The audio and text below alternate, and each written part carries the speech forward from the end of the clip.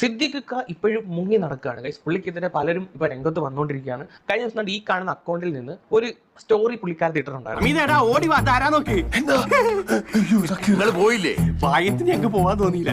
ഇവർക്ക് സിദ്ദിഖ് മുൻപ് അയച്ച ഒരു വോയിസ് റെക്കോർഡും അതുപോലെ തന്നെ ആ ഒരു ചാറ്റിന്റെ ഭാഗമാണ് ഈ സ്റ്റോറി ഇട്ടേക്കുന്നത്. എന്തായാലും ആ വോയിസ് റെക്കോർഡ് നമുക്കൊന്ന് കേട്ടു നോക്കാതെ. ഒരു കയ്യബദ്ധം നാറ്റുകരുത്. എവിടെയാണ് നീ അന്ന് മെസ്സേജ് അയച്ചിട്ട് പിന്നെ ഒരു അഡ്രസ്സും ഇല്ല. എനിക്ക് പുതിയ റീൽസ് ഒക്കെ അയച്ചു തരണേ. ഇന്നലത്തെ പ്രണയ സംഭാഷണങ്ങൾ മുഴുവൻ ഞങ്ങൾ കേട്ട് ഇക്കാന്റെ ഈ സ്നേഹം നാട്ടുകാർ മുഴുവൻ അറിയട്ടെ.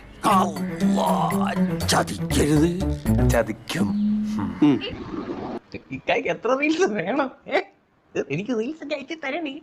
ഇങ്ങോട്ട് നോക്കി, ഹായ് മോളെ, ഹായ് മോളെ എന്നൊക്കെ വെച്ചിട്ടാണ്. ഇത്ര സ്നേഹമുള്ള ആളാണല്ലോ ഇക്ക.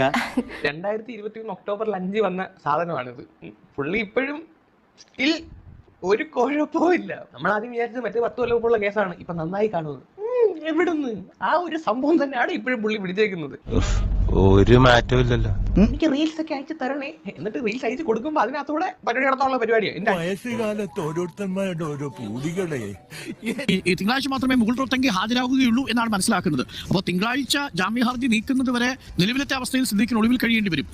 പക്ഷേ പോലീസിനെ അറസ്റ്റ് ചെയ്യുന്നതിന് ഒരു നിയമ തടസ്സവും നിലവിലില്ല എന്നതാണ് ഏറെ ശ്രദ്ധേയമായ കാര്യം. അപ്പൊ അതാണ് ഗൈസ്, തിങ്കളാഴ്ച വരെയൊക്കെ ഒളിവിൽ പോകണം, അല്ലെങ്കിൽ ഭയങ്കര കഷ്ടപ്പാടാണ് കേട്ടോ. പിന്നെ നമ്മൾ ഇത് ആവർത്തിക്കില്ല കർത്താവേ, രക്ഷിക്കണേ. പിന്നെ ഈ സൈസ് തെണ്ടികളൊക്കെ ആക്കലല്ലേ കർത്താവിന് പാതിരാത്രിക്ക് പണി. ഞാൻ പോകുന്നു. Bye bye.